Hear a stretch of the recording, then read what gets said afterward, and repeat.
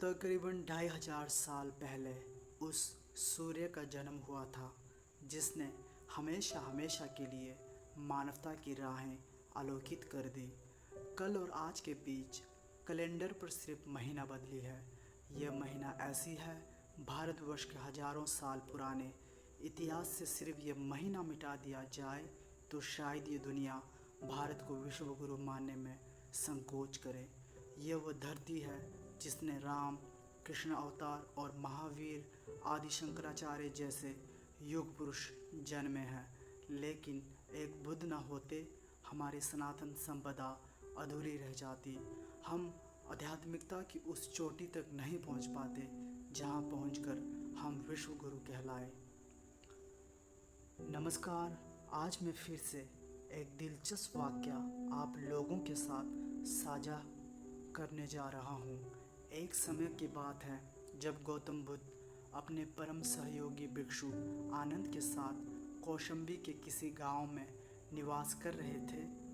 उस गांव की मगंदिका नामक खूबसूरत महिला बुद्ध से मिलने आई। उस समय बुद्ध की आयु 40 वर्ष की थी।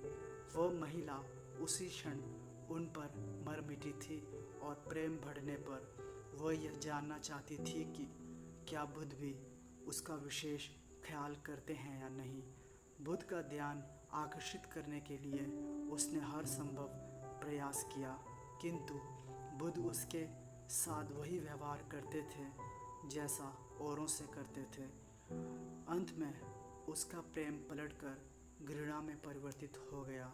बाद में जब वह राजा उदयन की पत्नी बन गई तो उसने बुद्ध को अपमानित करने हेतु अपनी स्थिति का दुरुपयोग किया और उनके विरुद्ध तरह तरह की झूठी अफवाहें फैलानी आरंभ की। राजा उदयन की प्रिय रखेल जब बुद्ध की शिष्या बन गई तो मगंदिका ने उसे भांति भांति के कष्ट पहुंचाए। इन सब घटनाओं से दुखी होकर आनंद ने बुद्ध से कहा कि हम क्यों न कौशाम्बी छोड़कर कहीं अन्यत्र चले जाएं, जहां धर्म प्रचार सुगमता या आसानी से हो सके।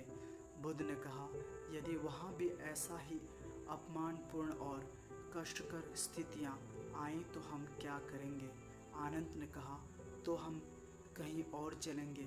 किंतु बुद्ध इस पर सहमत नहीं हुए और कहा, कठिनाइयाँ आने पर हमें हतोत्साहित या निराश नहीं होना चाहिए, बल्कि कठिनाइयों के बीच से ही रास्ता निकालना चाहिए।